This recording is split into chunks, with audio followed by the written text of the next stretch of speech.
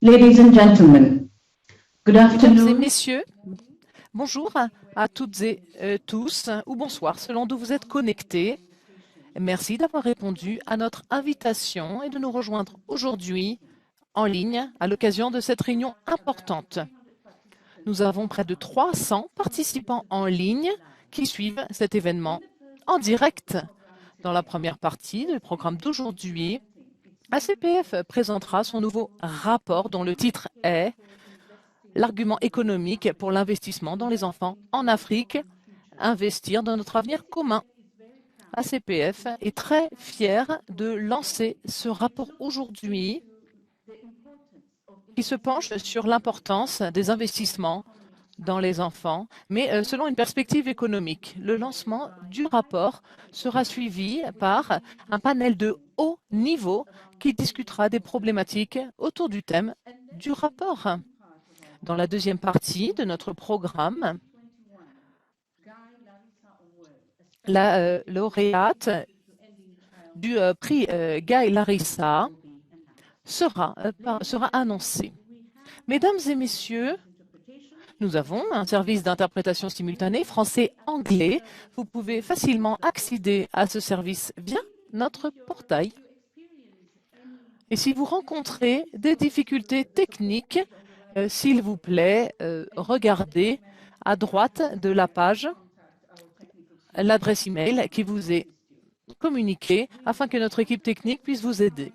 Nous essaierons autant que possible de respecter le temps imparti pour notre programme et donc sans plus attendre, je souhaite maintenant inviter Dr John Nyanyuki, directrice exécutive d'ACPF, pour son discours liminaire. Dr Nyankui, c'est à vous. Bonjour Sarah et merci.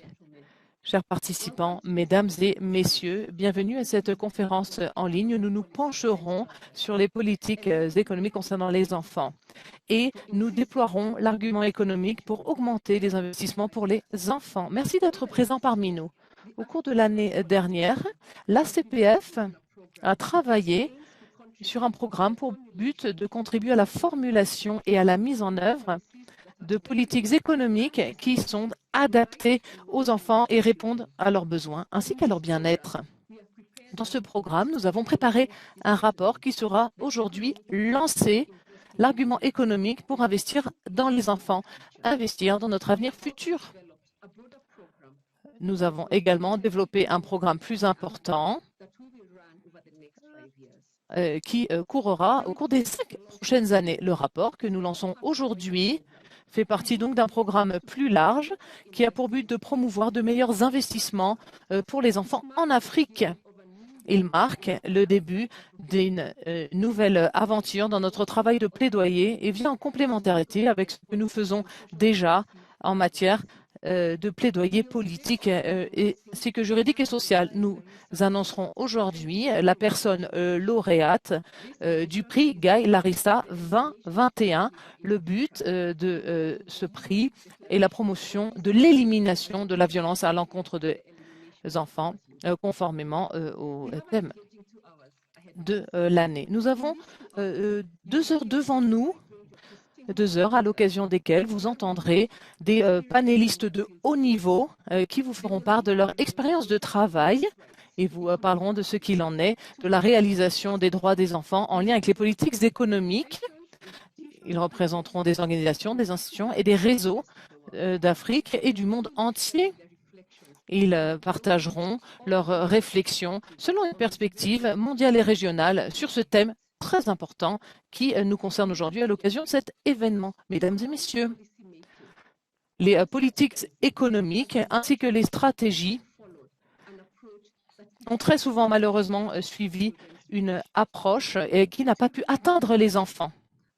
Les enfants ont été invisibles et ne sont pas couverts par ce cadre. Pour résultat, les politiques économiques ainsi que les stratégies dans ces domaines, dans beaucoup de pays en Afrique, ne sont pas adaptées au bien-être et aux droits des enfants. Le fait d'investir dans les enfants et en particulier dès leur plus tendre enfance est une façon efficace de créer une voie vers la pleine réalisation de leur potentiel. Cela crée aussi l'occasion d'une bonne éducation ainsi que des possibilités plus tard lorsqu'ils seront adultes. En réalité, il s'agit d'une stratégie efficace pour se pencher sur les causes profondes, notamment des inégalités auxquelles nous faisons face en Afrique et qui ont été renforcées par la pandémie de COVID-19. Nous observons une relation circulaire entre le bien-être des enfants et les performances économiques. Pour le dire clairement, le bien-être des enfants contribue aux bonnes performances économiques. En parallèle, de mauvaises performances économiques contribuent à un mal-être des enfants. Donc vous voyez qu'il y a une relation négative au sein de ce cercle présenté. Sans quoi le cycle de la pauvreté continue au niveau individuel, familial, national et sur le continent. Mesdames et messieurs, malgré des preuves convaincantes, telles que celles que nous vous présentons dans notre rapport, la tendance générale dans beaucoup de pays africains est de voir des ressources dépensées pour les enfants qui ne sont pas vues comme un investissement.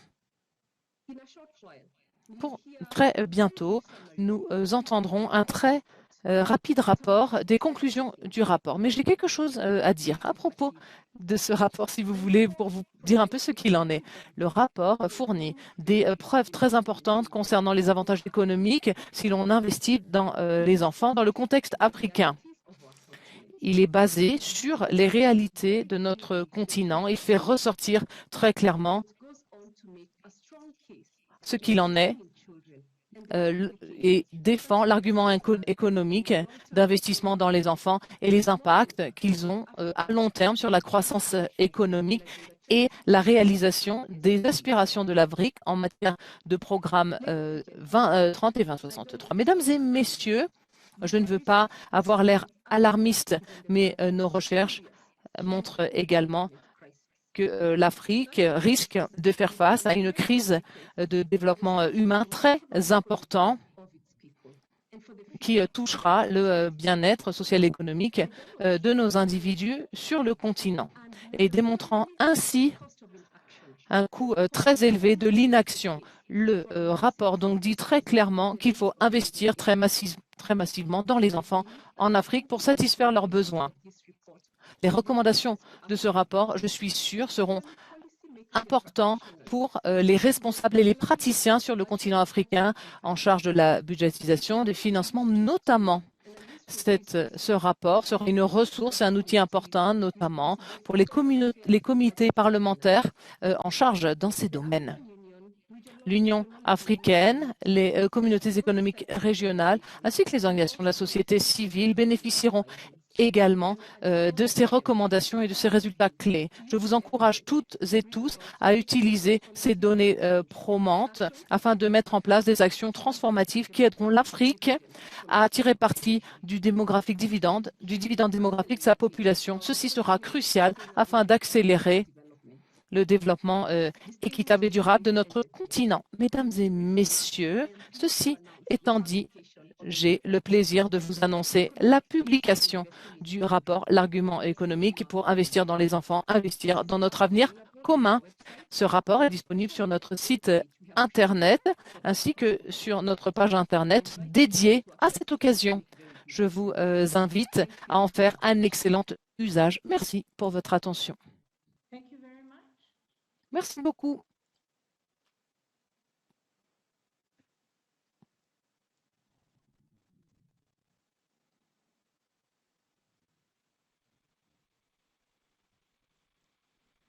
Thank you very much, Dr. Nyanyuki. Our next speaker. Merci beaucoup, Dr. Nyanyuki.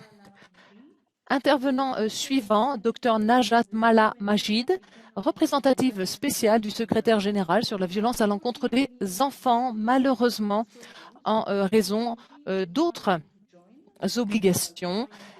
Le docteur Najat n'a pas pu être parmi nous, mais elle nous a envoyé un message vidéo. Prenons-en connaissance toutes et tous ensemble. Merci. Excellence, participants, participantes, chers collègues, chers enfants, chers jeunes, je souhaite remercier la CPF de m'avoir invité aujourd'hui à l'occasion de ce rapport. Il s'agit d'un outil de plaidoyer qui arrive en temps opportun, investir dans la protection sociale pour le capital humain. Mes remarques se concentreront sur 4 réflexions principales. Tout d'abord, investir dans les enfants en Afrique ne peut pas attendre. Les enfants en Afrique font face à énormément de défis.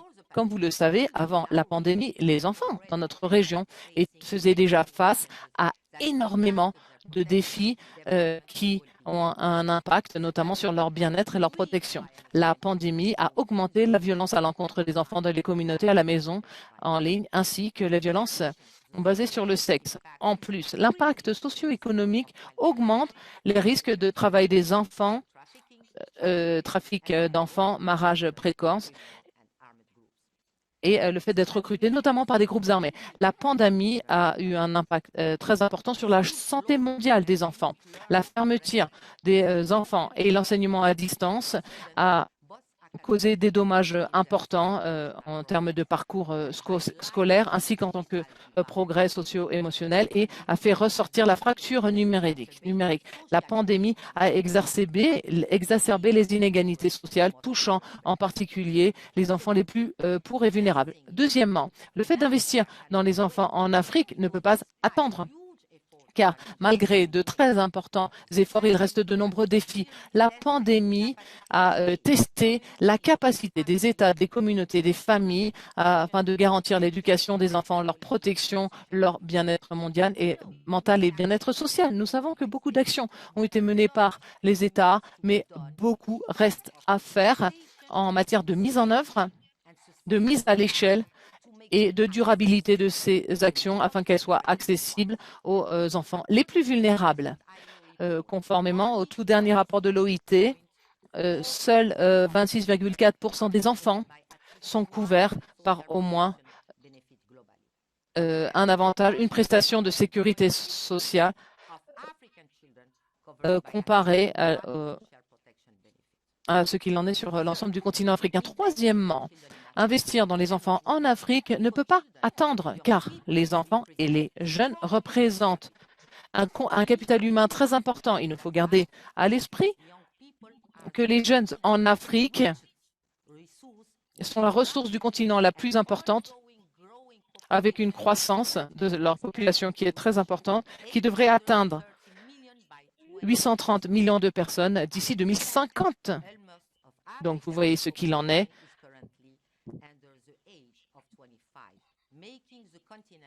Ce qui fait que ce continent est le plus jeune sur la planète. Avec ce dividende humain et la croissance démographique dans la région, les jeunes et les enfants représentent un capital humain très important dans lequel il faut investir. Les enfants et les jeunes sont des partenaires clés et pas seulement des récipiendaires passifs.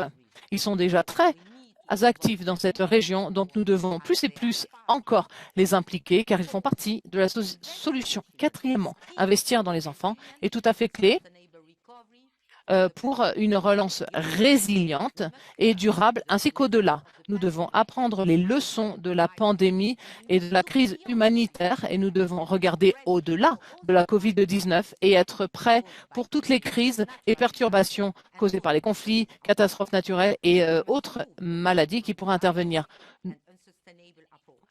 Nous devons nous éloigner d'actions qui ne sont plus pérennes. Nous devons nous baser sur une approche notamment transsectorielle. À cet égard, nous devons intensifier nos actions transsectorielles dont la protection sociale, les services de soins, éducation sûre et autonomisante, dont l'éducation en ligne, augmentation des services de santé mentale, justice pour les enfants, ainsi que l'appui aux parents et aux familles et une protection sociale pour les familles vulnérables et communautés vulnérables. L'étude lancée aujourd'hui souligne le fait que financer dans ces systèmes pour les enfants et ceux qui en prennent soin est un élément clé malgré les contraintes fiscales imposées par la pandémie. Cette étude montre des preuves clés concernant les avantages économiques d'investir dans les enfants et souligne comment les politiques gouvernementales peuvent permettre des changements positifs à cet égard. Et l'étude montre que le fait d'investir dans les enfants a des impacts positifs à tous les niveaux par rapport aux coûts terribles et aux pertes associées à l'échec si l'on n'investit pas dans les enfants. Chers participants et participantes, je réitère le fait que cette étude est un outil de plaidoyer qui arrive en temps opportun, qui peut être utilisé, pour souligner le fait que d'investir dans les enfants contribue à la réalisation des ODD et au programme 2063 de l'UA. Deuxièmement, mobiliser très largement et impliquer toutes les parties prenantes, dont les enfants et les jeunes, au niveau mondial, régional et national. Investir dans les enfants en Afrique ne peut pas attendre, car les enfants ne sont pas que l'avenir, ils sont le présent également. Je vous remercie pour votre attention. Merci beaucoup, Dr Najat, pour ce message très important.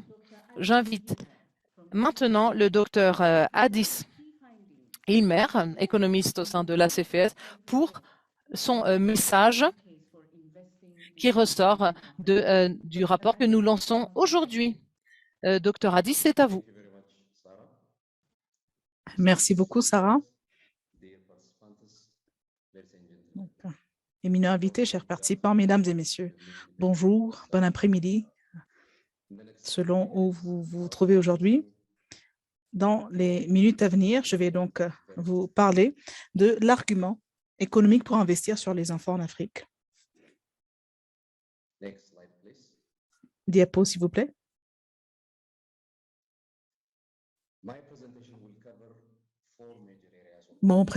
Ma présentation va donc couvrir 4 aspects importants, y compris le cadre analytique utilisé, donc l'argument en faveur d'un investissement en faveur des enfants, un plan d'action suivi par donc les conclusions qui ressortent dans ce nouveau rapport et enfin les actions qui auront été identifiées. Prochaine diapo, s'il vous plaît. Pourquoi ce rapport? Il va investir en faveur des enfants, va forcément bénéficier les nations et leurs économies en général. Ceci dit, une initiative africaine, qui est donc ce rapport, qui analyse la contribution économique que représente un investissement en faveur des enfants et à la fois qui va chercher donc à évaluer la situation d'un point de vue des droits des enfants en Afrique. Il y a à ce jour une prise de conscience très limitée en la matière, et cela généralement à travers le continent. Ce rapport est donc une première initiative, une tentative pour accroître cette sensibilisation en matière donc, des droits de l'enfant en Afrique, en démontrant que l'investissement en faveur des enfants est donc la voie empruntée en faveur donc une amélioration économique entre autres. Ce rapport aura donc une portée nationale, régionale comme continentale, surtout du point de vue d'outils de plaidoyer. Prochaine diapo. Concernant le cadre analytique que nous avons utilisé pour élaborer ce rapport, quelques remarques. Premièrement, si l'on parle des avantages d'investir en faveur des enfants, et considérons par exemple les retards de croissance. Aujourd'hui, il a été démontré que les retards de croissance ont des retombées à la fois sur la mortalité et par conséquent donc à l'investissement en matière de capital humain à travers les nations et qui à son tour va à moyen et à long terme l'offre de travail sur le marché, la productivité de nos marchés. De l'autre côté du spectre, le même retard de croissance implique également des coûts très élevés en matière de santé publique, des coûts qui sont déjà très importants aujourd'hui selon donc une multitude de secteurs. Et encore une fois, des retombées sur cet investissement de capital humain. Donc, ultimement, notre croissance économique s'en trouvera perturbée. Prochaine diapo. Si l'on considère un exemple de plus et qu'on s'intéresse encore une fois dans les avantages d'investir en faveur des enfants, notamment du point de vue des services sociaux, le fait d'investir dans des systèmes de sécurité sociale, surtout à destination des enfants et des familles, très souvent porte ses fruits en matière de revenus plus élevés, plus sécurisés, moins précaires, un meilleur accès et une réduction de l'insécurité alimentaire, un accès à une alimentation de qualité et une meilleure nutrition. Les enfants se verront dotés d'un accès renforcé à une éducation de qualité. Ils se retrouveront moins nombreux à être victimes du travail des enfants. Et donc, toute une multitude de retombées positives dans ce cercle vertueux pour aboutir à un marché de travail en meilleure santé et plus productif. Et par conséquent, une croissance économique inclusive, plus importante, qui peut continuer à encourager notre investissement en faveur des enfants. Et c'est dans ce contexte-là, c'est dans ce cadre logique-là que les conclusions que je vais partager avec vous aujourd'hui dans la prochaine diapo devraient être comprises.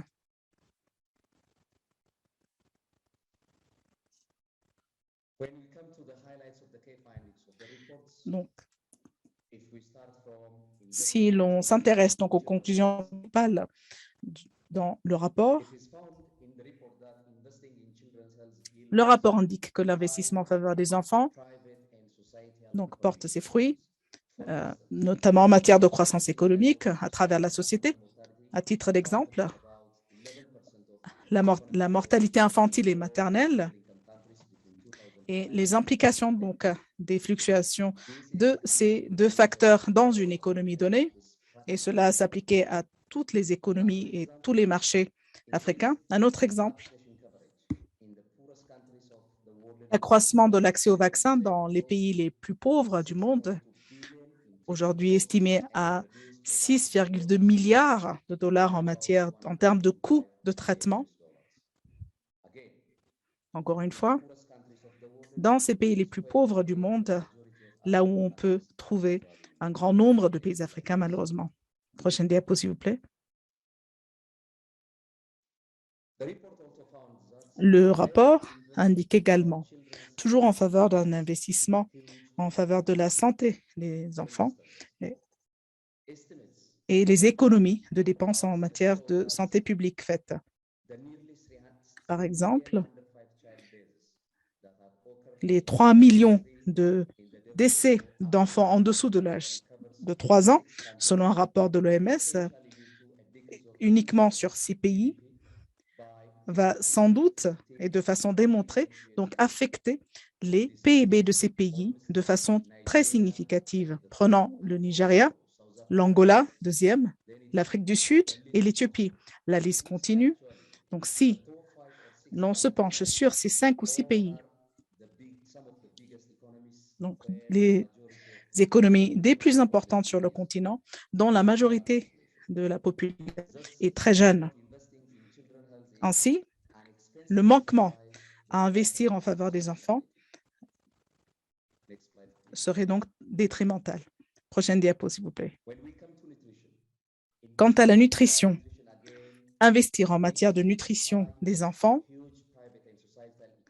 rapporte énormément. Par exemple, les prévisions montrent que pour quelques pays africains, l'avantage d'investir sur des programmes de nutrition montre des gains financiers très importants. Des pays comme l'Éthiopie, le Nigeria, la Tanzanie ont été cités. Si vous vous intéressez à ces pays qui sont donc les bénéficiaires principaux de ces investissements en matière de nutrition, on a encore une fois trouvé qu'il s'agit des économies les plus importantes sur le continent et là où les populations sont majoritairement jeunes. Les prévisions montrent également que les interventions cherchant à réduire la sous-nutrition des enfants sont donc porteuses de ratios coûts et bénéfices très encourageants. Le coût économique de l'inaction est de façon inacceptable, très douloureux, et ceci est souligné dans le rapport. Je cite, en Afrique, les pertes de productivité parmi les adultes, comme conséquence directe ou indirecte de retard de croissance, entre autres, de 9 à 10%. Un autre exemple, prenons la sous-nutrition, ou la malnutrition plutôt, pardon. On en est à 16% de pertes en PNB de façon annuelle. Encore une fois, la part d'union est occupée par des pays comme l'Éthiopie, le Rwanda, le Malawi. De plus, les chiffres montrent également les enfants ont 33% de chances de moins à continuer en matière d'enseignement supérieur. Pour ce qui en est de l'éducation des enfants, justement, l'investissement en faveur des enfants sur le point éducatif apporte un dividende très clair.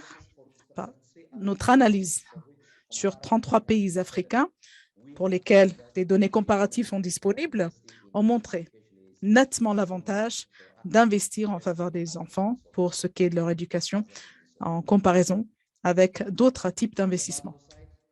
Du point de vue macro, l'éducation est donc le fondement pour le développement humain qui est à son tour la base d'une croissance. L'éducation de base, bien que les données sont très peu disponibles sur le continent, les quelques données montrent donc que 15% d'accroissement en matière d'enregistrement et de scolarisation a des retombées très encourageantes sur la croissance économique. Le coût économique est de façon tout à fait inacceptable, beaucoup trop important pour ne pas investir en faveur des enfants en Afrique pour ce qui est de l'éducation. Je continue avec les illustrations. Nous savons tous du grand nombre d'enfants déscolarisés sur le continent. Notre analyse portant sur 10 pays africains a montré que les coûts économiques de ces enfants déscolarisés est beaucoup trop élevé. Prenez le Burkina Faso. Le pays, aujourd'hui, aurait perdu pour de 15% de son PNB entre 2009 et 2013, environ 6% de sa croissance économique annuelle. Le coût de rescolariser ces enfants reste néanmoins tout à fait négligeable. Prochaine diapo.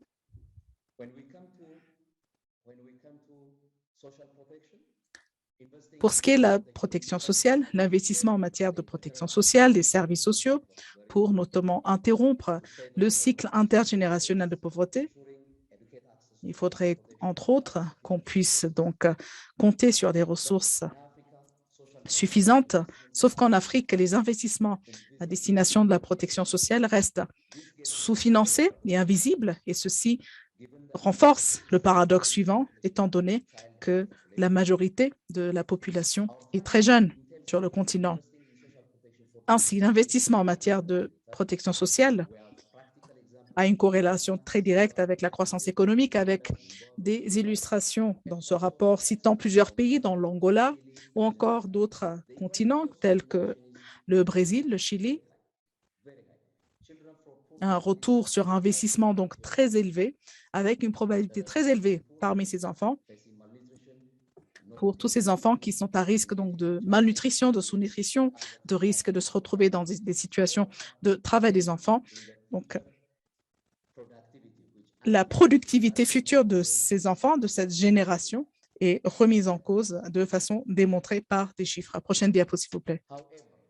Ceci dit, les ripostes au sujet donc, des déficits en matière d'investissement en faveur des enfants ont été reportées, des politiques qui pourraient être changées par les décideurs et les gouvernements, y compris donc à commencer par les services de base pour les enfants. Aujourd'hui, nos politiques sont entièrement dépourvues des enfants et de leurs intérêts dans la formulation même de ces politiques.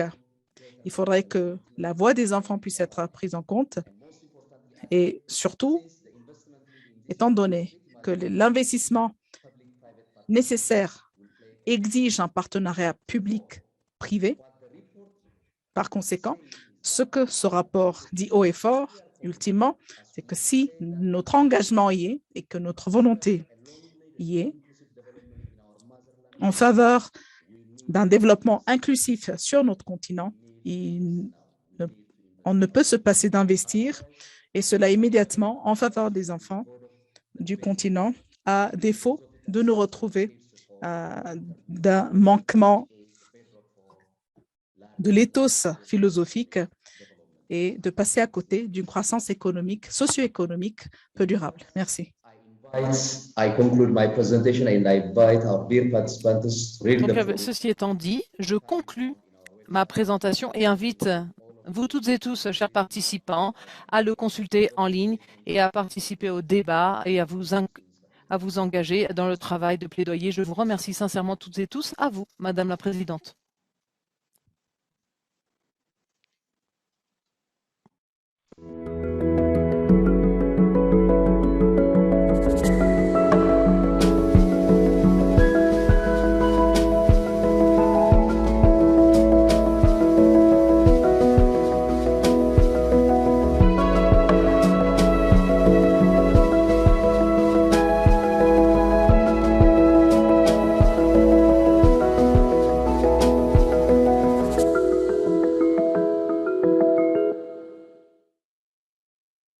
Thank you, Dr. Addis, for this excellent presentation. Merci, Dr. Addis, pour votre excellente présentation.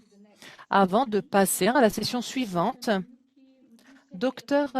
Nyanyuki, peut-être que vous pouvez intervenir via quelques mots à l'occasion du lancement de ce rapport.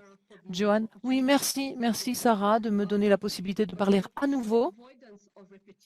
Mais afin d'éviter des répétitions, je veux juste répéter à quel point il est urgent de lancer ce rapport. Et nous espérons que ce rapport développera les discussions, mais changera également notre rapport par rapport aux politiques. Et ce rapport doit également changer la façon dont nous réalisons le plaidoyer en faveur des droits des enfants.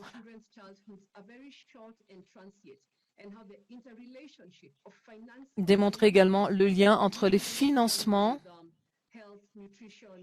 en lien avec la protection santé, bien-être et éducation notamment. Donc ici, nous penchons selon la perspective du secteur économique. Ceci est très important et novateur.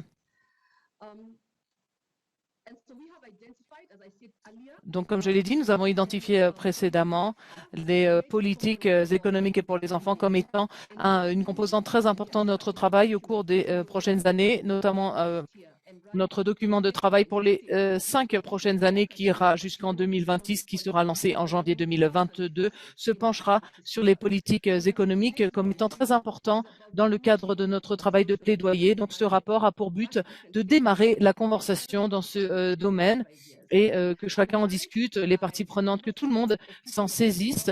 Je suis très contente de voir qu'énormément de participants et participantes sont aujourd'hui connectés. Ceci montre que l'intérêt est là concernant ce sujet, mais il y a également la reconnaissance du besoin d'investir plus dans les enfants et d'aller au-delà que juste la justification morale, comme vient de le dire le docteur Addis. Donc, notre travail vient juste de démarrer. Soyez sûrs qu'en tant que ACPF, nous continuerons de collaborer avec vous pour travailler plus ensemble à l'occasion des prochains mois. Sachez que le rapport est désormais lancé. Merci d'en prendre connaissance sur notre site Internet. Sarah, c'est à vous.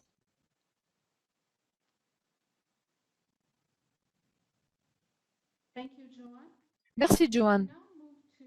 Passons maintenant un panel discussion de très haut niveau et je vais vous présenter nos 4 intervenants de haut niveau.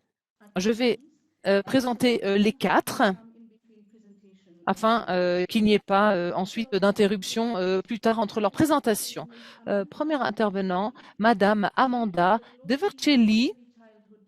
Elle est spécialiste au niveau mondial, développement de la petite enfance pour la Banque mondiale et présentera l'expérience de la Banque mondiale concernant le rôle des partenaires au développement en matière d'investissement pour les enfants en Afrique.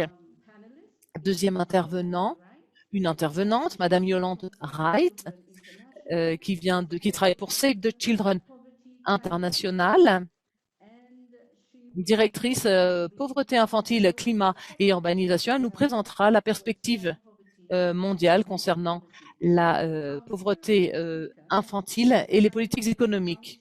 Troisième intervenant, Adrienne Gauchi, responsable affaires économiques au sein de la division dédiée de la communauté économique des Nations Unies pour l'Afrique. Il nous parlera de l'importance d'investir dans les enfants et à quel point ceci est important pour l'Afrique. Dernier intervenant, le docteur Michael Sampson, qui est directeur de la recherche sur les politiques de l'Institut de recherche sur les politiques économiques au Cap, Afrique du Sud, qui nous présentera ce qu'il en est des politiques économiques et de sa perspective en lien avec les enfants. Donc voici les 4 intervenants. Nous commençons avec Madame Amanda Devercelli. Amanda, c'est à vous. Merci beaucoup. Quel plaisir d'être parmi vous aujourd'hui. Merci pour l'invitation et félicitations. Félicitations pour le lancement de ce rapport.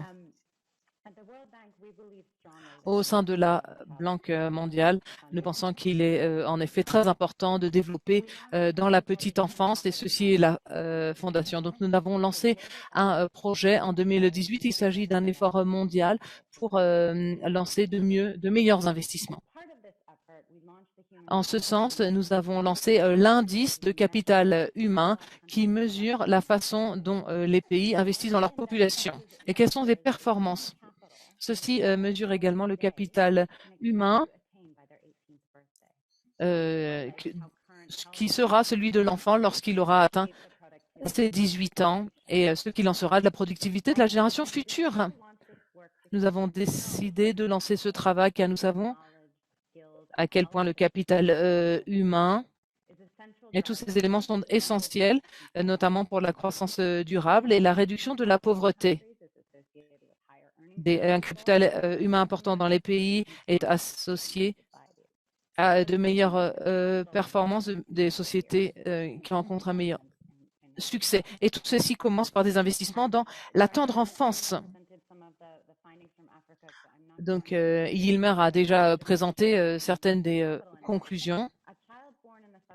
Un enfant B en Afrique subsaharienne, aujourd'hui, en moyenne, peut s'attendre à atteindre près de 40% de sa productivité, qui est bien moindre que ce qu'il aurait pu s'attendre s'il avait réalisé son plein potentiel éducatif, notamment, alors que ceci aurait été de 56% pour les enfants en dehors du continent africain. Donc cet écart est très important en matière de capital humain.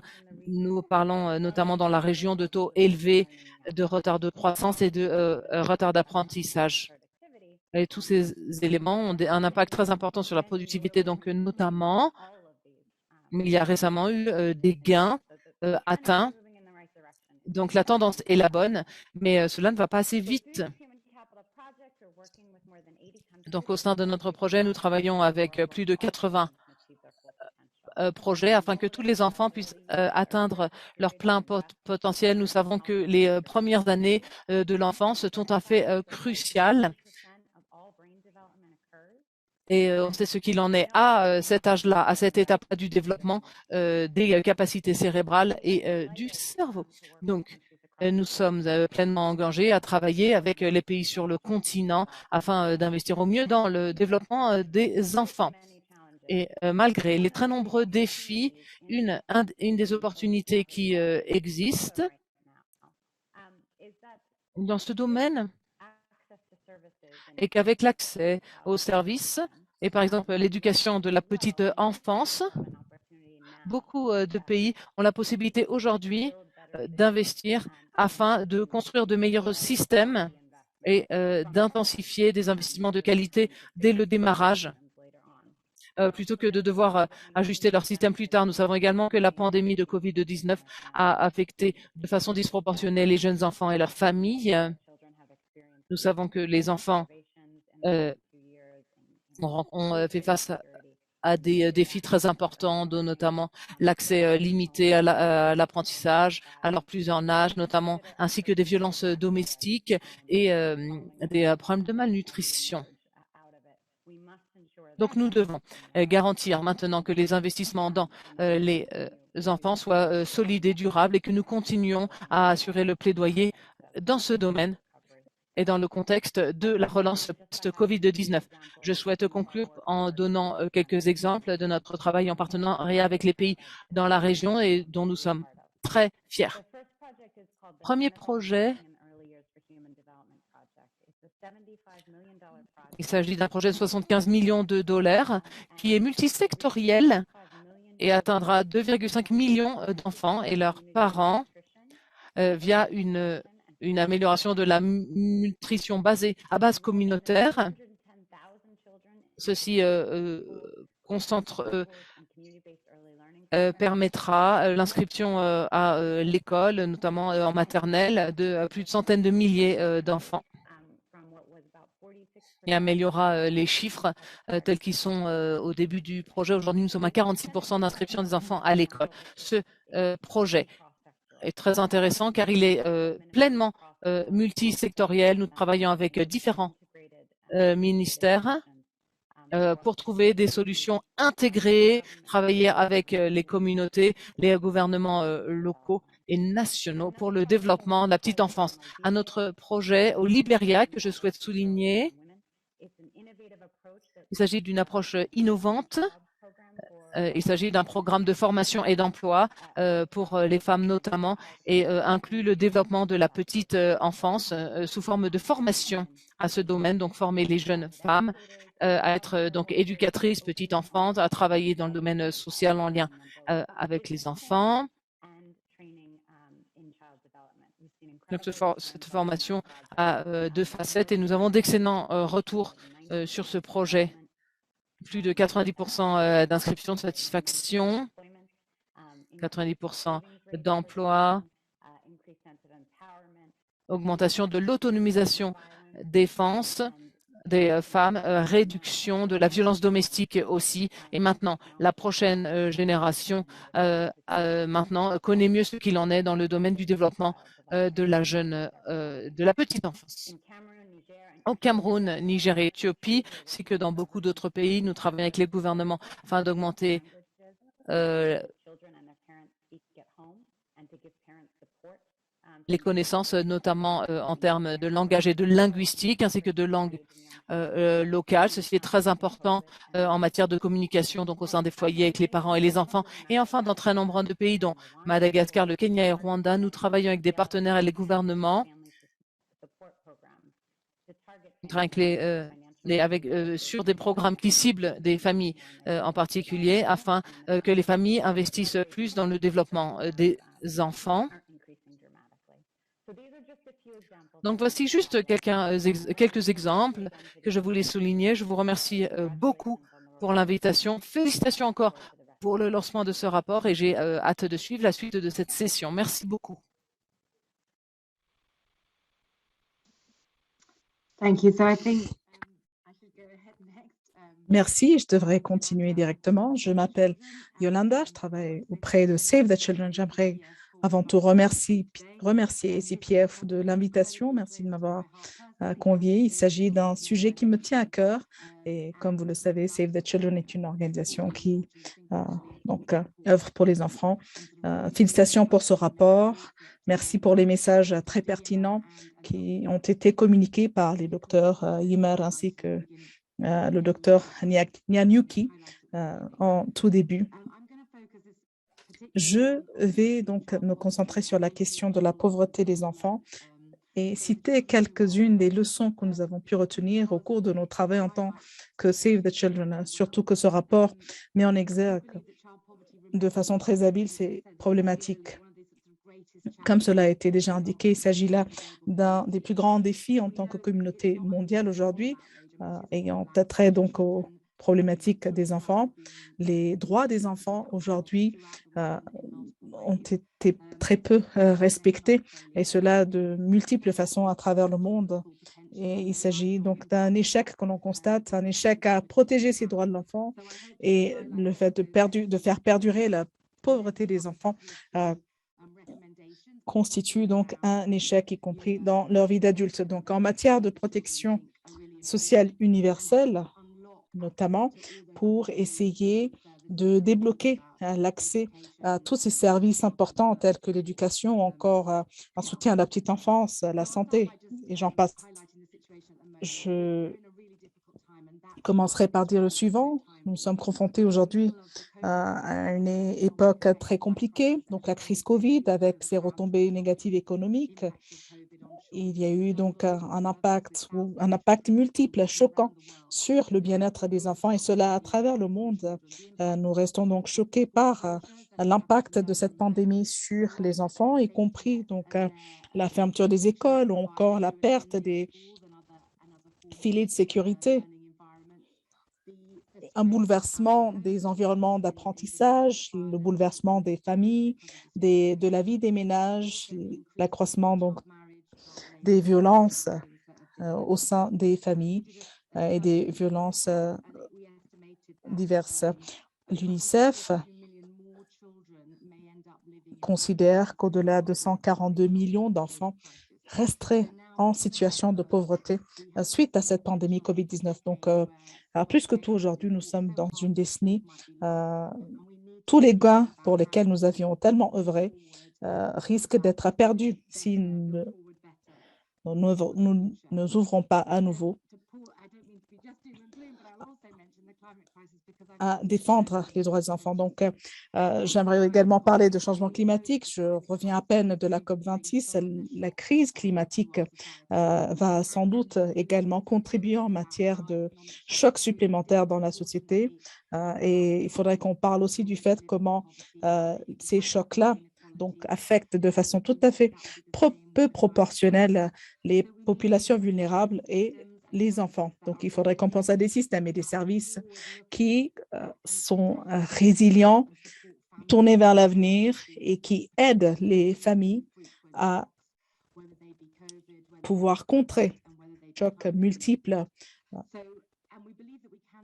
Nous sommes convaincus qu'on peut tout à fait chercher donc à rompre ce cycle inévitable. Certains pays montre l'exemple en étant tout à fait proactif en matière de protection des enfants. Quelques pays européens, par exemple, ont pu donc investir de façon tout à fait exceptionnelle en faveur des enfants, tels des services de couverture ou de protection universelle ou d'avantages diverses pour les enfants, à un moment où les pays européens en question se trouvaient dans une situation économique plus ou moins stable et forte et ont pu être en mesure de réfléchir à ces choix, des choix considérés aujourd'hui durables et très importants, des investissements à considérer avec la même importance et la même attention que des investissements en matière d'infrastructure. Donc, simplement, il ne faudrait pas gaspiller une crise, comme on le dit, autant donc revoir nos priorités et ne pas hésiter à investir fortement en faveur des enfants pour leur vie aujourd'hui ainsi que leur avenir. La petite enfance, qui est très importante, l'accès à l'éducation qui va donc permettre une meilleure santé pour l'enfant, un meilleur bien-être pour une vie de jeune adulte et ensuite d'adulte réussie et positivement renforcée. Donc, toutes les compétences et les capacités sont à encourager d'emblée en faveur de l'économie que l'on souhaite voir, une économie durable une économie résiliente, inclusive, dans laquelle les gens d'aujourd'hui peuvent s'épanouir. J'aimerais revenir sur la question de la protection sociale assez rapidement. Nous savons que la couverture universelle n'est pas très marquée dans les engagements que nous avons exprimés en faveur des enfants, y compris dans la Convention des droits de l'enfant. Donc, et cela au niveau mondial. Il y a donc un échec, un manquement à considérer la protection universelle pour les enfants, malgré le fait que nous sommes tout à fait conscients du retour sur cet investissement pour aider les familles non seulement à pouvoir, donc, dans l'immédiat, pouvoir facilement donc couvrir tous leurs frais et leurs moyens de subsistance, mais à long terme, il y aurait des retombées positives en matière de scolarisation ou encore de résilience face à d'autres chocs à venir. Et ce genre d'investissement peut véritablement aussi avoir un effet de levier sur d'autres aspects dans la vie des enfants. Pour conclure, je dirais pour Save the Children ainsi que pour d'autres collègues présents dans cette réunion, l'argument économique d'investissement en faveur des enfants est assez clair. On peut s'étaler sur le nombre d'avantages à travers le continent africain où les résultats ont déjà pu être remarqués, appréciés. Prenez les réticences quant aux subventions famille qui avaient été craintes comme étant un encouragement à avoir une famille plus nombreuse ou trop nombreuse du moins. Ceci a été donc un mythe qui a été vite donc revu dans des pays comme l'Afrique du Sud. Nous savons également qu'il y a des avantages potentiels très importants en matière de cohésion sociale et des approches universelles qui vont donc contribuer à réduire la stigmatisation à l'encontre de certaines familles, des incitations à la scolarisation, aux contributions fiscales, à l'imposition, avec la confiance de savoir que le gouvernement propose son soutien. Et je dirais enfin que les systèmes universels ont la capacité impressionnante de pouvoir absorber les chocs. Et donc, cette pandémie COVID-19 a démontré que les systèmes forts ont pu assez rapidement pouvoir donc soutenir financièrement les familles dans le besoin, même des pays comme les États-Unis qui ont pu donc débourser une somme importante pour venir en aide aux citoyens. Et donc, en temps de crise à l'avenir, ce genre de système peut être utilisé s'il est préparé en amont, de façon anticipative et dignifiée pour pouvoir réagir et protéger les familles et surtout les enfants. Merci beaucoup.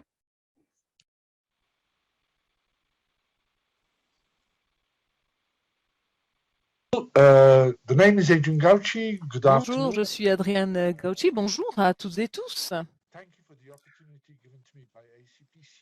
Merci pour l'invitation d'ACPC, d'ACPF afin de vous présenter le travail réalisé par la CEA ONU.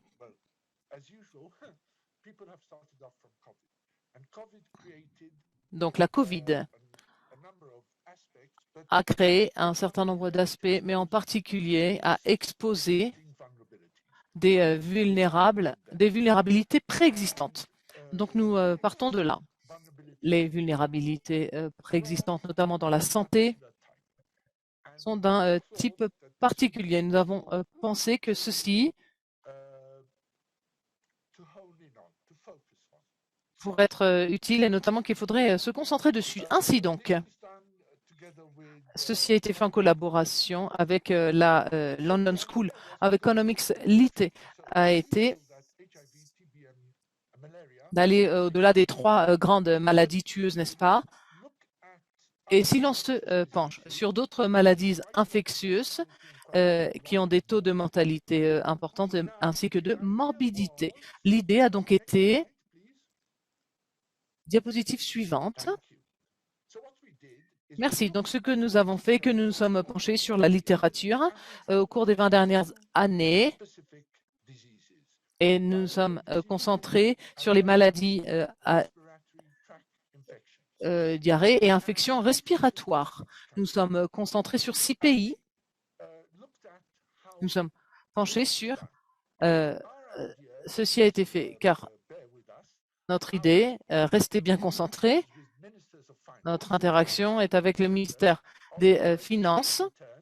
Donc, nous avons essayé de les convaincre de ce qu'était en effet le retour sur investissement, comme l'a dit ma collègue précédemment, et leur dire ce que vous investissez aujourd'hui est un investissement donc social plutôt qu'une dépense. Donc, nous avons développé 2 modèles, un, le coût de l'action, et le deuxième, le coût de l'inaction. Nous avons utilisé le Nigeria. Diapositive suivante, s'il vous plaît, afin que je ne sois pas trop long. Donc, en Afrique en général,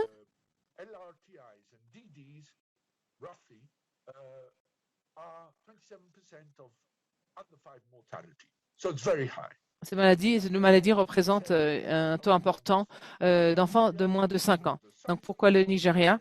En raison de l'importance de la population, en raison de la façon dont nous sommes penchés sur le problème. Diapositive suivante. Oui, allez-y. Modèles qui, je pense, vont intéresser beaucoup de personnes.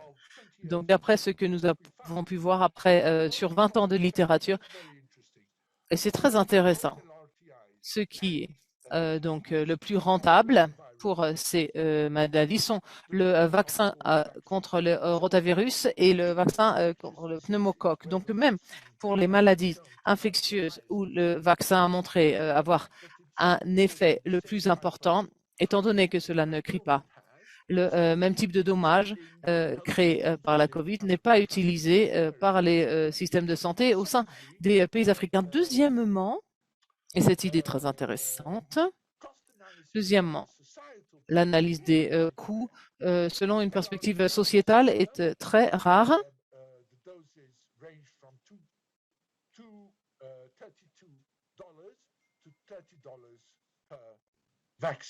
Next, please. Diapositive suivante.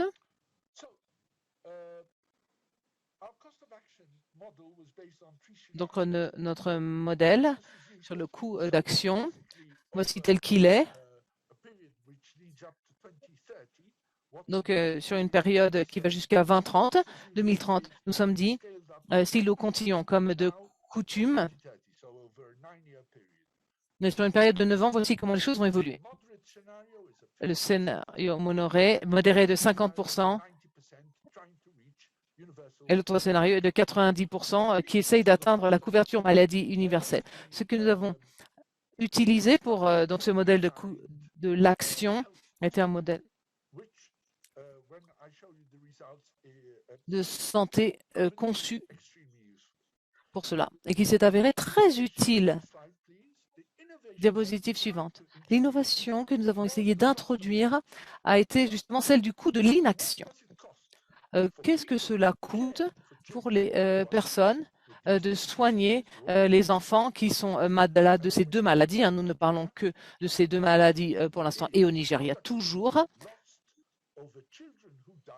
Et qu'est-ce qui est perdu pour les enfants qui meurent s'ils avaient survécu conformément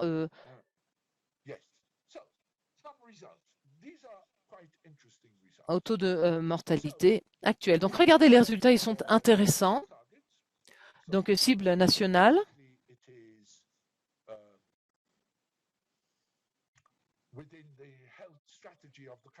Au sein de la stratégie nationale donc, du pays lui-même, il y a des coûts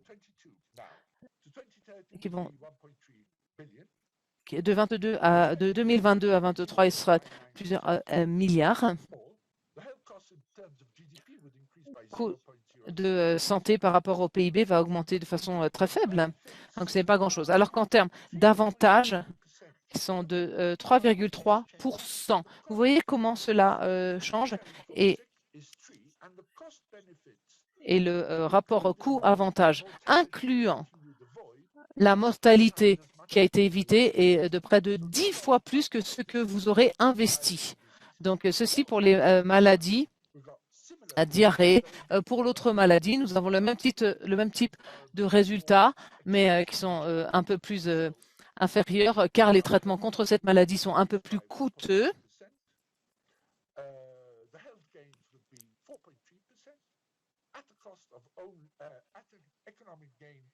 Avec des gains économiques de 0,45% du PIB. Donc, si vous l'estimez sur une période de 9 ans, vous avez alors ce qu'il en est.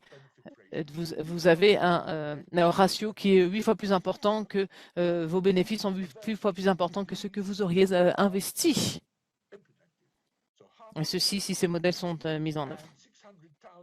Et 1 million de vies sauvées contre 100 000 avec l'autre maladie. Diapositive suivante. Qu'est-ce que l'on dit?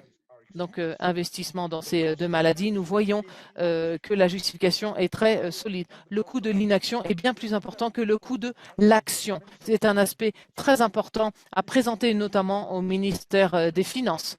On leur a dit. Donc, cela dit que ne rien faire vous coûtera bien plus cher que faire quelque chose.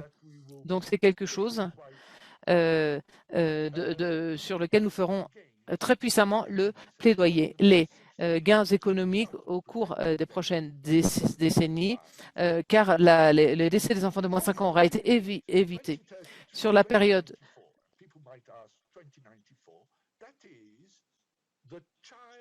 qui va jusqu'à 20 094, à savoir un enfant qui vit donc conformément à son espérance de vie au Nigeria.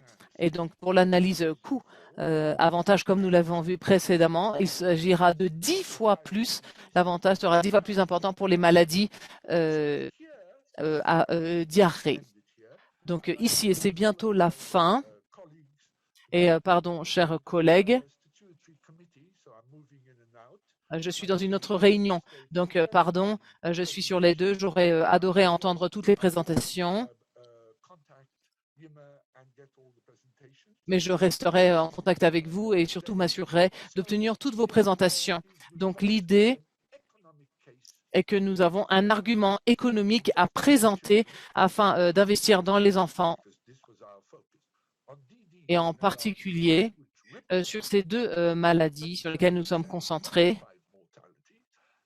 C'est très important, permettant d'éviter la mortalité des enfants de moins de 5 ans. Et les chiffres parlent d'eux-mêmes. Je souhaite vous remercier toutes et tous et vous présente mes excuses à nouveau, car j'ai une autre réunion. Je vous présente mes excuses et j'espère que notre présentation vous a plu. Merci beaucoup.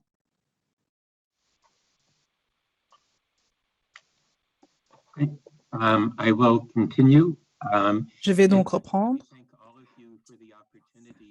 Avant tout, merci à tous pour cette plateforme afin qu'on puisse aborder la question socio-économique à travers le continent africain. La prochaine diapo va donc vous donner une idée du sujet que je vais couvrir, notamment pour savoir et connaître le pourquoi la raison d'être des politiques socio-économiques.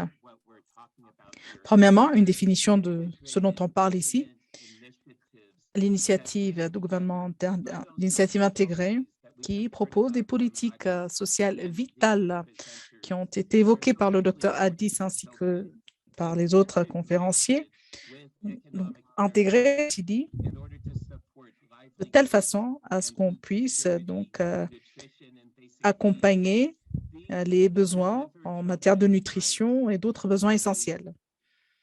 Pour ce qui est des droits des enfants et le bien-être des enfants en matière de développement, la prochaine diapo illustre un point très important pour ce qui est donc des politiques socio-économiques. La protection sociale, comme expliqué par Yolanda, suit donc un modèle similaire, c'est-à-dire que très souvent, les personnes considèrent les vulnérabilités compartiments, c'est-à-dire les femmes enceintes dans une catégorie, les personnes âgées dans une autre, les enfants, donc tous qui sont sujets à des vulnérabilités différentes, ainsi méritant des politiques socio-économiques ou encore des politiques de protection sociale adaptées, et cela à chaque étape de la vie des humains. Encore un autre point très percutant sur les politiques socio-économiques, ceci représente de nouvelles mathématiques ou un nouveau calcul, donc toutes les composantes ayant trait donc à l'éducation, au développement de la communauté, la protection sociale. Et la prochaine diapo, s'il vous plaît, la diapo numéro 4. Il faudrait que ces composantes puissent aller de pair de façon intégrée. Il y a aujourd'hui un nouveau calcul, 8 moins 1 égale pas forcément 0, mais on est très loin du 7 anticipé.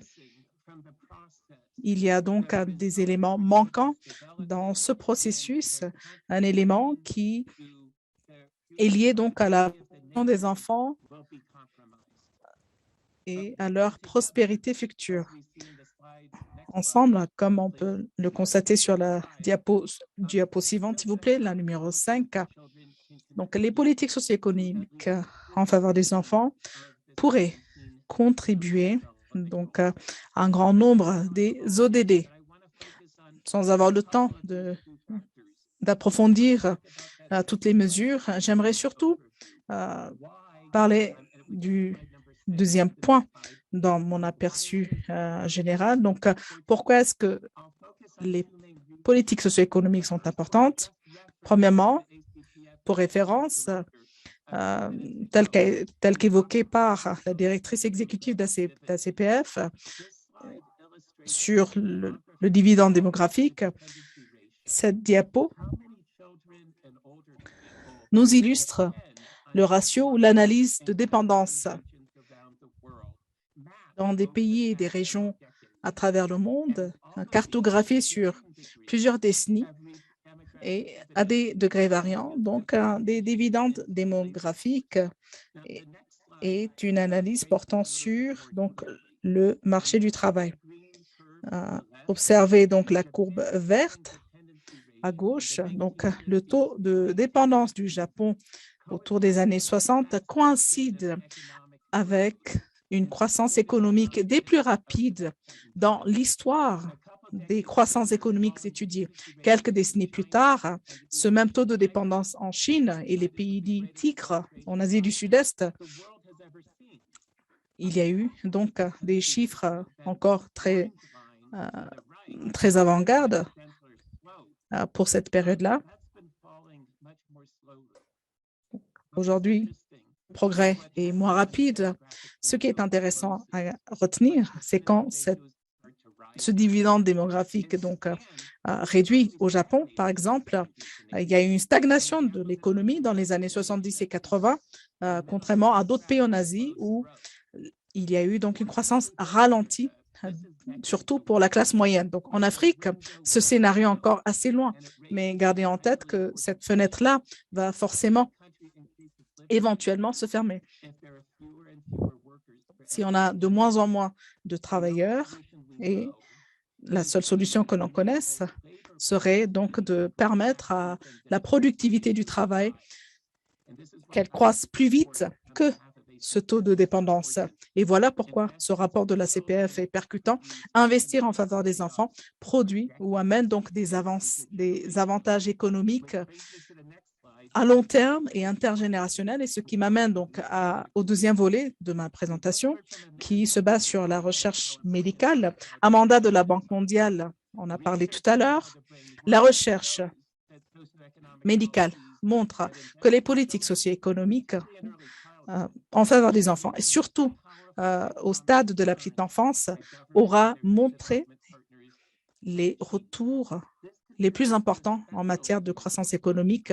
Et ceci, donc, se cimente dans un capital humain très important. Yolanda parlait donc de protection sociale et de justice en matière de nutrition, de transfert d'espèces, ont vu donc de bons résultats. La prochaine diapo montre donc la conséquence nutritionnelle sur le cerveau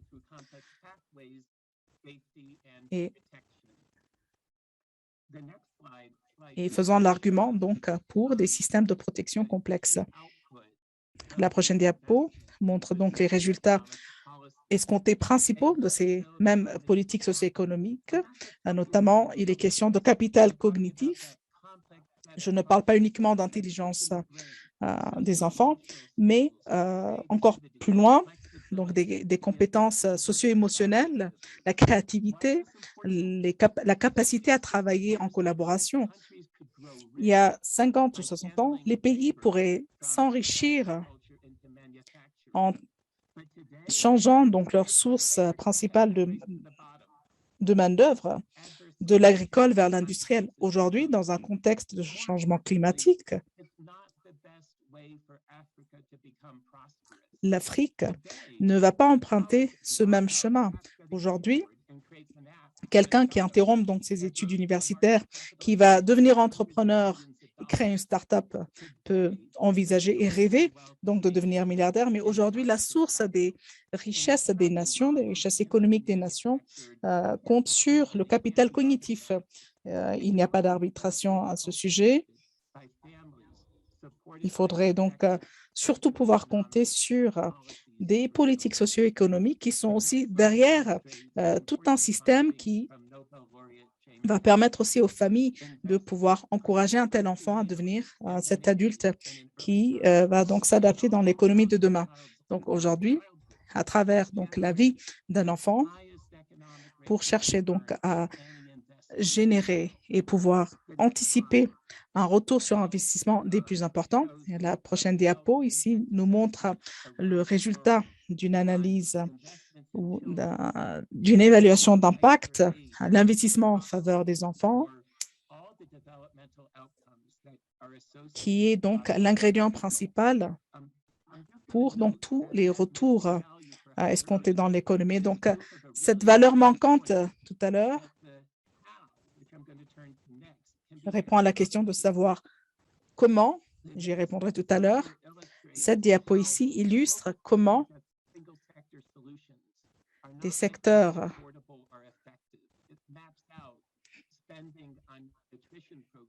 qui prônent notamment des dépenses plus importantes en matière de nutrition, par exemple.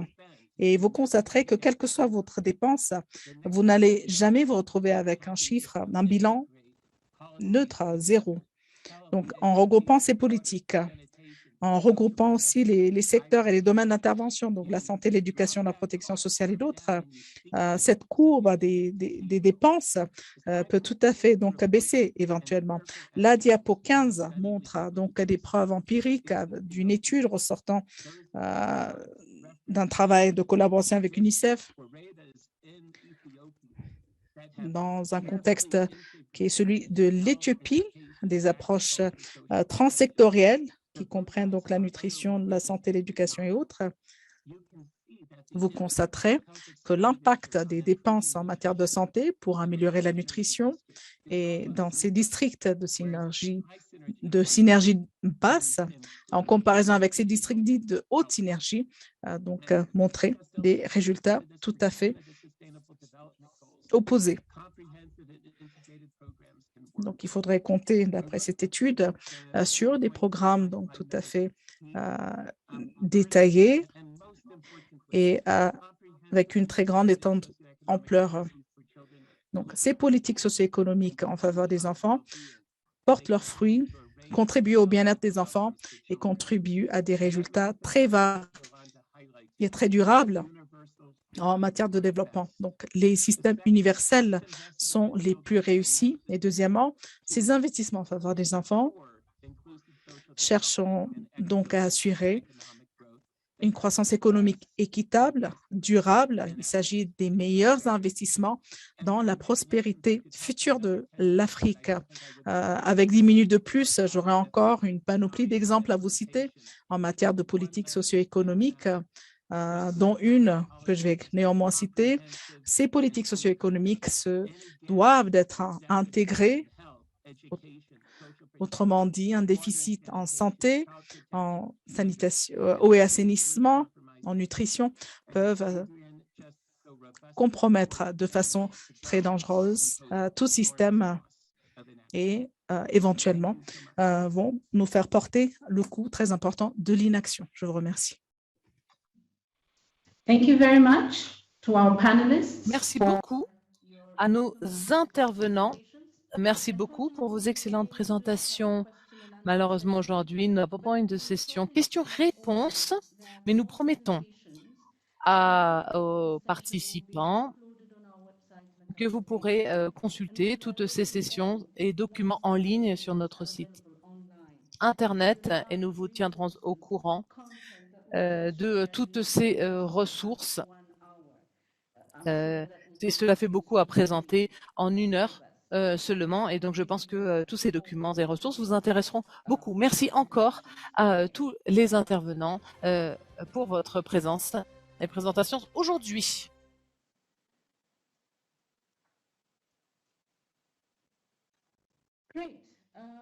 Très bien. Nous sommes dans les temps et passons à la deuxième partie de notre programme. Et nous passons donc au prix Guy Larissa 2021.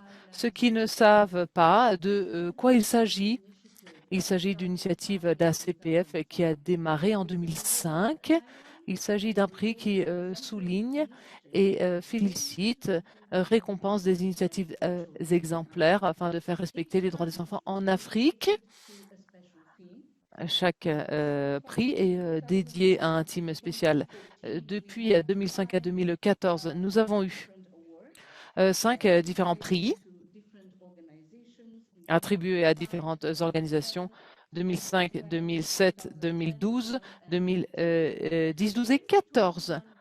Donc, le prix Guy Larissa de 2021 est dédié à l'élimination du travail des enfants conformément à la déclaration de l'Assemblée des Nations Unies, conformément au thème de 2021 pour l'élimitation du travail des enfants. Je ne vais pas en dire plus, car nous avons des intervenants dédiés aujourd'hui pour cela, ainsi que des présentations vidéo. Nous allons commencer par un documentaire infographique concernant le travail des enfants en temps.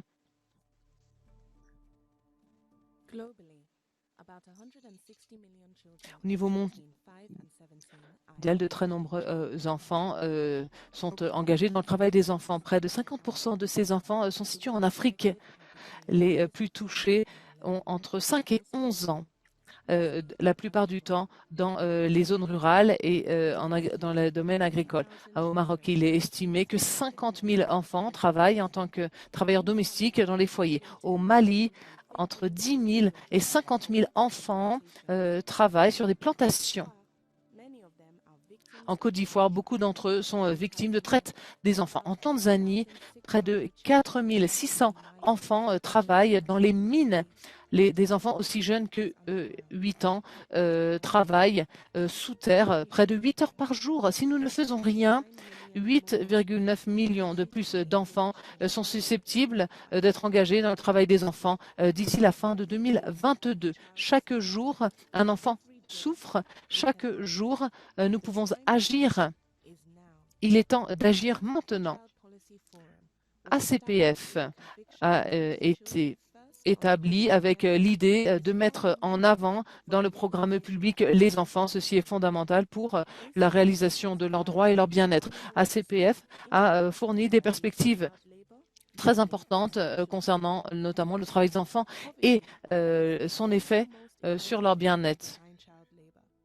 La pauvreté est très importante et explique très largement les enfants, le travail des enfants. Les pays notamment touchés par des conflits ou des États fragiles souvent engagent les enfants en tant qu'enfants soldats et travaillent pour les milices. Près de 38,6 millions d'enfants travaillent dans des domaines dangereux tous les jours, ce qui les expose à des risques de mort ou à des handicaps permanents. Ces enfants sont également plus susceptibles de souffrir de malnutrition, ce qui mène à des maladies plus tard à tous les niveaux. Ceci touche également leur développement social d'ensemble, n'ayant ainsi pas le temps de jouer avec d'autres enfants ou leur famille. La COVID-19 a fait passer beaucoup d'enfants dans l'extrême pauvreté et a accentué leur participation au travail des enfants. En 2020, la pandémie a augmenté le nombre d'enfants qui sont tombés dans la pauvreté et augmentant ce chiffre de près de 142 millions qui s'ajoutent aux enfants qui vivaient déjà dans la pauvreté en 2019. ACPF a été très important, notamment pour réaliser les progrès atteints dans le domaine de la réalisation des droits des enfants et donc de nombreux pays. Notamment, certains pays sont maintenant conformes à la Convention de l'OIT et 29 pays se sont engagés à fixer l'âge minimum de l'emploi au-dessus de 14 ans. Et d'autres pays ont fixé cet âge à plus de 16 ans. D'autres pays ont maintenant 25 enfants ambassadeurs et fournissent une éducation quant aux impacts négatifs de l'emploi des enfants. Beaucoup d'entreprises dans le chocolat, notamment des grandes au niveau international comme Mars, Hershey et Nestlé, se sont engagées à ne plus employer les enfants dans leurs activités. Il en va de même de la loi signée par Barack Obama interdisant l'importation de produits impliquant le travail des enfants. La Côte d'Ivoire a signé le protocole Arkin-Engel afin de suivre la traite des enfants et limiter le travail des enfants, notamment dans l'industrie du cacao. Le Mali, le Rwanda et la Côte d'Ivoire ont renforcé les régulations en matière de santé au travail pour les enfants, alors que d'autres gouvernements ont nommé des comités ou des groupes de travail afin d'examiner ces sujets. La Gambie et le Bénin ont mis en place un nouveau groupe de travail pour lutter contre la traite des enfants.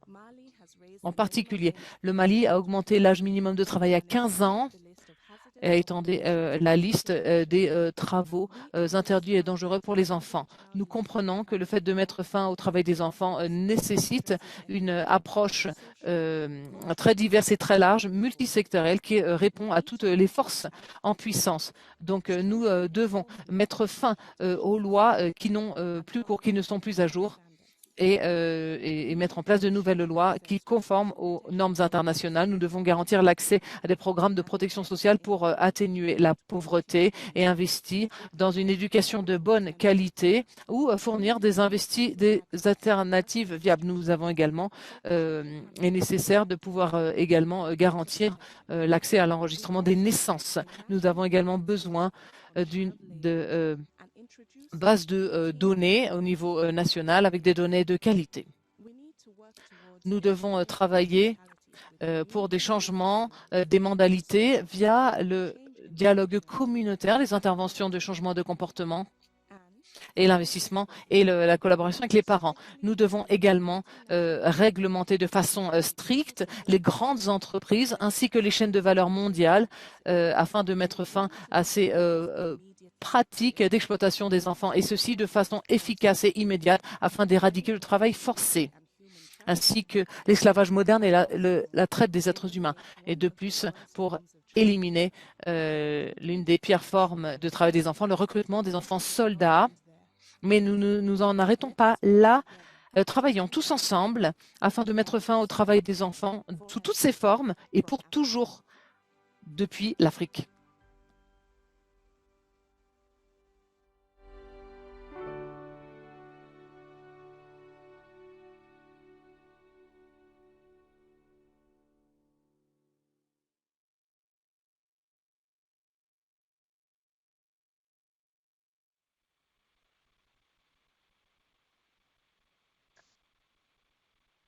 Good. I would like now to introduce J'aimerais à ce stade vous présenter notre prochain intervenant, qui est donc lauréat 2014, M. Kalia Satyarthi. M. Satyarthi a fondé le Conseil international d'ACPF Il a donc combattu le travail des enfants en Inde et a été donc militant en matière de droits des enfants pendant plusieurs années durant. Malheureusement, il n'a pu se joindre à nous cet après-midi. Il est en voyage. Nous pouvons compter néanmoins sur son message préenregistré. Donc, ce lauréat du prix Nobel de la paix, M. Kailash, va donc nous annoncer les gagnants du prix Larissa 2021. Mes chers enfants, frères et sœurs, quel honneur d'être parmi vous aujourd'hui. C'est comme être entouré de la famille. Je me rappelle de mes anciens voyages en Éthiopie avec mon ami, Dr. Asaf Abakala.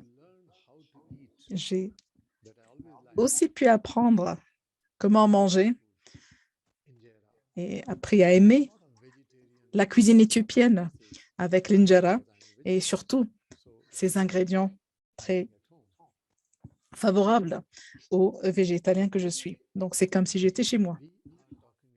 Aujourd'hui, nous parlons d'un sujet très solennel. De nouveaux défis se présentent suite à la pandémie. En même temps, nous sommes confrontés à des données très choquantes concernant le bien-être des enfants et de leurs droits à travers le monde. Prenez le continent africain.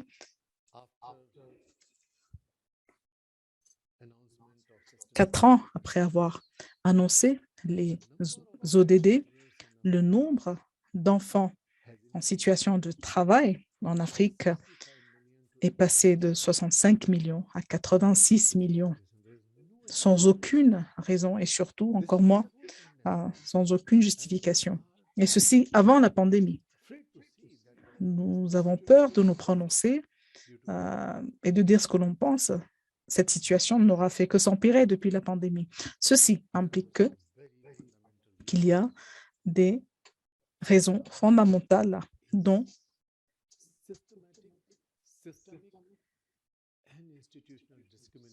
la discrimination à la fois systématique et systémique avec des facteurs géoéconomiques, géopolitiques et aussi liés aux pays concernés. Comment est-ce qu'on peut être aujourd'hui face à ce genre de chiffres?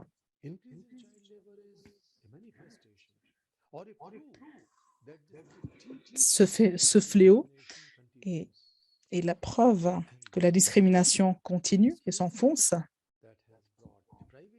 qui aujourd'hui a amené donc l'exclusion, plusieurs privations, un manque d'accès aux prises de décision et au leadership, ultimement. Et quand on parle d'un nombre croissant donc d'enfants dans le travail, cela va main dans la main avec le déni à l'éducation, entre autres, ultimement, au chômage adulte et la pauvreté. Il s'agit là d'un cercle vicieux par excellence. Par définition, la discrimination et l'exclusion des enfants sont donc les deux côtés d'une même pièce, surtout quand il s'agit d'une discrimination basée sur l'origine. Un exemple, le travail des enfants aujourd'hui est interdit dans plusieurs pays. En Europe, aux États-Unis, les multinationales ne peuvent employer des enfants. Ceci dit, ils peuvent tout à fait employer des enfants. Ils le font d'ailleurs sur le continent africain ou encore en Asie, en Amérique latine. Comment est-ce encore permis? Comment est-ce que vous laissez quelqu'un commettre un crime avec vos enfants sur votre territoire alors que ce même fait est interdit et pénalisé ailleurs, chers amis? La lutte contre le travail des enfants équivaut à une lutte contre la discrimination raciale et cela sur tous les niveaux. J'ajouterai le suivant aussi. La pandémie a exacerbé et mis en avant la plupart des fléaux dans la société. L'une des manifestations de la discrimination raciale serait ce que j'appelle l'apartheid des vaccins. Il n'y a aucune coïncidence. Encore un autre exemple effroyable. Les pays riches aujourd'hui ont alloué 12-13 milliards de dollars pour le redressement suite à la COVID-19. Des industries singulières, ces continents ont reçu plus d'argent que l'ensemble des pays à bas revenus sur le continent africain. Ceci est inadmissible. Il faut absolument qu'on puisse, de façon unie, nous révolter. Ceci est un exemple parmi des milliers d'autres. Un autre fait qui est tout aussi honteux est le suivant. Mondialement, 22 personnes détiennent plus de richesses que tous les pays africains mis ensemble. Les exemples d'inégalité, d'injustice économique abondent, qui, encore une fois, représentent et manifestent un type d'apartheid économique et de discrimination raciale. Chers amis, il faut qu'on puisse parler contre ces injustices. Nous avons besoin, nous avons soif d'un leadership fort africain afin de pouvoir donc changer ce cours de l'histoire, afin de pouvoir protéger les populations vulnérables, les femmes et les jeunes, les enfants de l'Afrique, en Afrique subsaharienne surtout. Quand j'exprime ma pleine confiance auprès des jeunes, je dis le suivant également. Il faudrait être assez fou pour s'exprimer contre des problèmes internes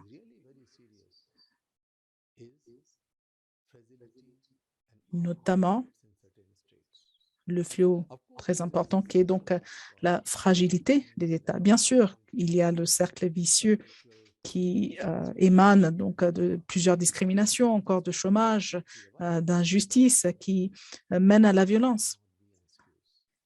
La violence ne pourrait être réduite à un prétexte. Les jeunes doivent donc se réunir et plaidoyer en faveur donc d'une justice. Cela fait un moment que nous exigeons un symbole. C'est une initiative assez courageuse pour la protection sociale universelle. Et au nom des jeunes Africains, il y a eu donc une campagne en faveur d'un fonds de protection sociale mondiale.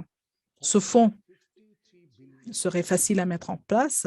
Ce fonds n'exigerait que 53 milliards de dollars, une somme plus ou moins modeste qui garantirait la protection de chaque enfant et de chaque femme dans les pays à bas revenus. Le monde n'est pas si pauvre que ça, chers amis. La pauvreté existe surtout dans le déficit de compassion, un déficit et des lacunes en matière de courage et d'empathie envers les enfants. Donc, qui va agir si nous n'agissons pas? C'est ce que je me répète sans cesse. L'Afrique est au centre du monde et personne ne pourrait faire porter aux Africains la culpabilité. Il peut y avoir un problème quelque part et les populations marginalisées en Afrique sont forcément très rapidement marginalisées et montrer du doigt. Vous n'êtes pas un peuple pauvre. Vous êtes doté d'une grande puissance, de ressources très importantes. La seule chose serait l'importance de prioriser le bien-être des populations marginalisées sur le continent afin de commencer à changer l'avenir du continent. Je reste très confiant que vous allez être en mesure de le faire et de le réussir. Chers amis, aujourd'hui, j'ai également le plaisir suivant, celui de vous annoncer les destinataires du prix. C'est quelque chose que vous attendiez. Je vais vous le lire. Quel honneur et quel plaisir d'annoncer les destinataires du prix Gaël Larissa pour l'année 2021, surtout pour reconnaître donc ce prix qui cherche à récompenser les contributions exemplaires en faveur des enfants sur le continent. Mesdames et messieurs, j'aimerais nommer la fondation Good Shepherd International en République démocratique du Congo. Toutes mes félicitations, chers amis. Le programme a été initié dans la région Kolwezi, dans la province de l'Alaba.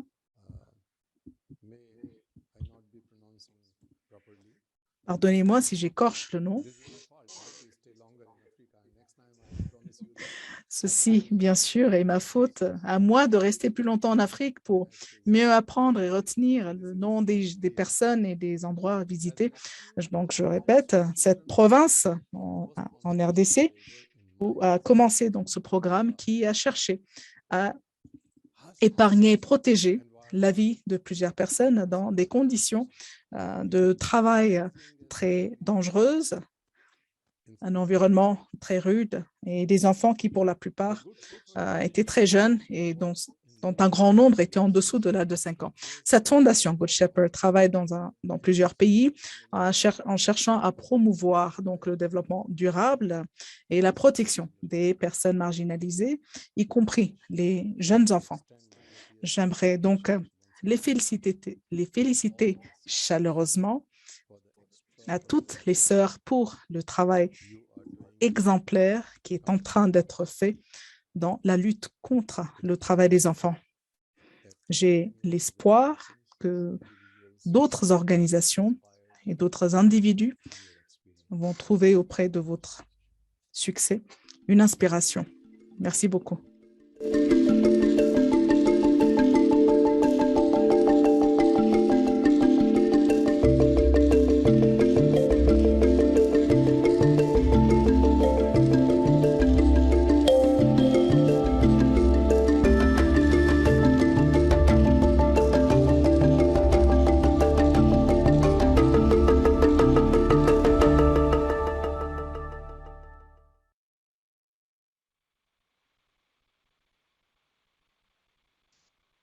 Thank you very much, Merci Laurie. beaucoup.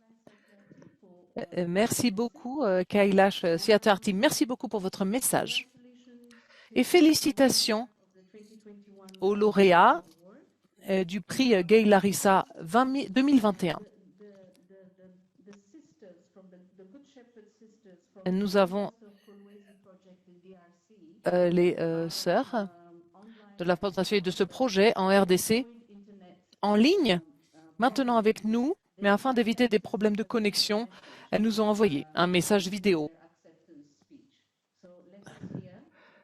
Écoutons-les maintenant. Il n'est pas possible de fermer les yeux face à l'exploitation des enfants qui les privent de leur droit à l'éducation et de leur droit de rêver. Aucun d'entre nous n'a choisi où être né et ce qu'il en serait. Donc, de la même façon, les enfants ne choisissent pas, mais les adultes choisissent pour eux aussi longtemps que nous sommes nés et que nous sommes sur Terre par la grâce de Dieu. La vie nous permet de continuer. Donc, nous sommes des enfants nés avec une responsabilité. Le sens des responsabilités change notre attitude par rapport à la vie et nous appelle à l'action. Depuis 2013, la Fondation internationale Good Shepherd et Bon Pasteur travaillent pour augmenter le capital mondial afin de protéger les droits des enfants en aidant des milliers d'enfants, notamment travaillant dans les mines, pour réintégrer les écoles via des programmes multidimensionnels qui impliquent des familles, des communautés, ainsi que des parties prenantes publiques et privées. La République démocratique du Congo est l'origine de l'exploitation en masse du cobalt qui utilise très largement les enfants dans les mines. Le cobalt est utilisé notamment pour les téléphones et la construction d'ordinateurs. Et ceci qui est à la base des communications mondiales et de notre croissance, mais qui conduit à l'exploitation des enfants. Derrière ces ordinateurs et téléphones achetés notamment par les grandes entreprises mondiales, dont Tesla et Microsoft, que se trouve-t-il? Une force de travail que l'UNICEF inclut à près de 40 000 enfants, beaucoup d'entre eux qui sont déscolarisés. En DRC, dans une mine typique de cobalt, les enfants travaillent sans gants et sans masque, alors qu'ils exploitent le cobalt de la mine à la main. Cette tâche les expose notamment leur peau et leurs poumons à la poussière du cobalt, et ceci causant des problèmes de santé à long terme. Les dommages sont également importants chez les enfants nés d'enfants de mères qui travaillaient dans les mines. Ces femmes qui n'ont pas d'autre choix que de travailler dans les mines, très souvent à temps plein, lorsqu'elles sont adolescentes ou bien plus jeunes. La pauvreté est le facteur sous-jacent clé. Une raison secondaire est le manque de diversification des moyens de subsistance. Les familles ont besoin de ressources, de nourriture au quotidien et savent que l'activité minière est risquée pour les enfants notamment, mais la préoccupation quotidienne est celle de la survie, l'alimentation au quotidien, bien plus que la sécurité. En développant notre programme de protection à base communautaire, les enfants seront protégés de violations de leurs droits humains ainsi que protégés notamment de la violence basée sur le genre. Dans ces espaces sûrs, ils pourront accéder à leurs droits de l'homme de base, dont l'éducation, soins de santé et formation aux compétences qui pourront renforcer leur bien-être et leur développement à tous les niveaux. En 2009-18, nous avons démarré un plan stratégique de 5 ans jusqu'à 2022. Donc, nous espérons que près de 6 000 enfants qui travaillaient précédemment dans les mines soient appuyés et protégés afin qu'ils puissent quitter l'activité minière et développer leur plein potentiel au sein des écoles et au sein de centres communautaires sûrs. Nous travaillons avec 8 communautés minières au sein desquelles nous avons mis en place 6 écoles informelles pour les enfants qui fournissent l'éducation ainsi que des programmes de nutrition et d'alimentation. En plus de l'éducation des enfants, nous offrons des activités de développement durable, comme par exemple d'autres moyens de subsistance, l'intégration communautaire, le plaidoyer, l'autonomisation économique pour les femmes et les filles et formation à la parentalité positive. C'est la raison pour laquelle nous sommes ici tous réunis aujourd'hui afin de dire au monde que l'avenir dépend des enfants. Le prix Guy Larissa est dédié à la tragédie d'un enfant sur 10 qui meurt afin d'avoir atteint son plein potentiel. Nous sommes ici présents en cet honneur pour réaliser les droits des enfants, leur plein potentiel et leur bonheur via l'élimination du travail des enfants. C'est la raison pour laquelle nous travaillons à l'élimination du travail des enfants d'ici 2025. C'est l'engagement pris. Merci à la CPF. Merci pour tous les efforts déployés afin que les enfants puissent vivre leur vie. Et merci à toutes les personnes qui aiment les enfants et en prennent soin. La CPF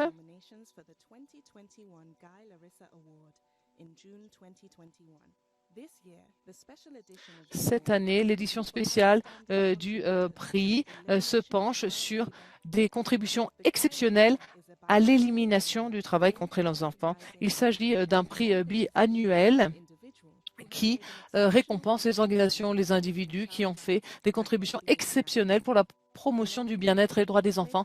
Les nominés peuvent couvrir de très nombreuses activités comme le soin de santé, éducation, nutrition, ou les soins aux enfants vulnérables ou orphelins. Ce prix est dédié à la mémoire de Larissa, qui tragiquement est décédée à l'âge de 5 ans.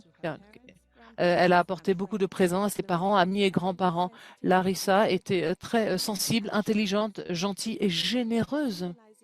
Ce prix symbolise la tragédie d'un enfant sur 13 en Afrique qui meurt avant l'âge de 5 ans. Ce prix doit célébrer les bonnes pratiques et promouvoir sa duplication par tous les acteurs, les gouvernements et les secteurs non gouvernementaux.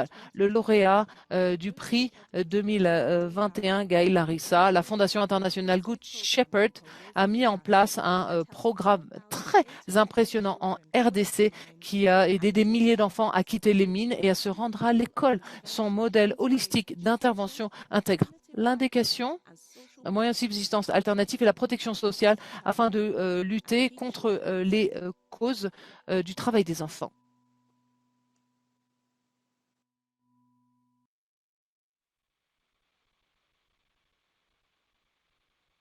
Thank you very much to Sister Justicia Pili Nekeza. Merci beaucoup à la sœur Nikenza pour son message d'acceptation du prix. Nous allons bientôt clore notre programme dans les temps prévus. Merci beaucoup à tous les intervenants d'avoir respecté le temps imparti.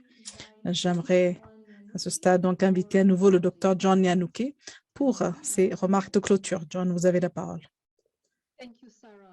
Merci beaucoup, Sarah. Et merci à tous les participants qui sont restés avec nous jusqu'à la fin. Donc, avant d'en venir à la conclusion, j'aimerais chaleureusement féliciter la Fondation Good Shepherd en RDC, donc récipiente du prix 2021, du prix Gail Larissa. Félicitations aux bonnes sœurs qui ont pu donc œuvrer dans ce sens. Je vous encourage à continuer cette mission très noble qui est celle donc d'aider les enfants dans des situations de difficulté.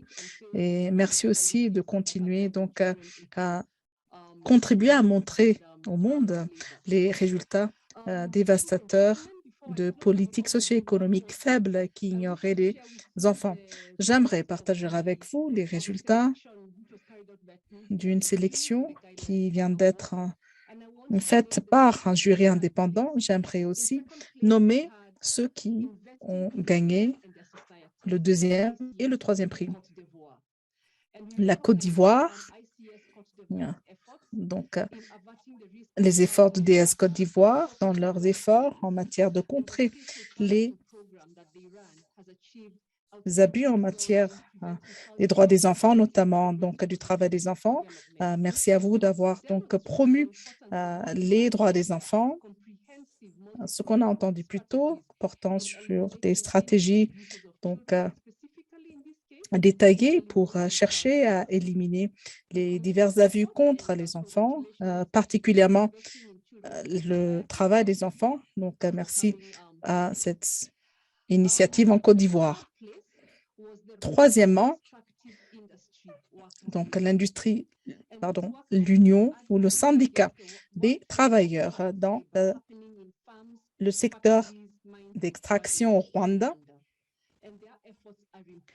Merci à vos efforts qui sont donc très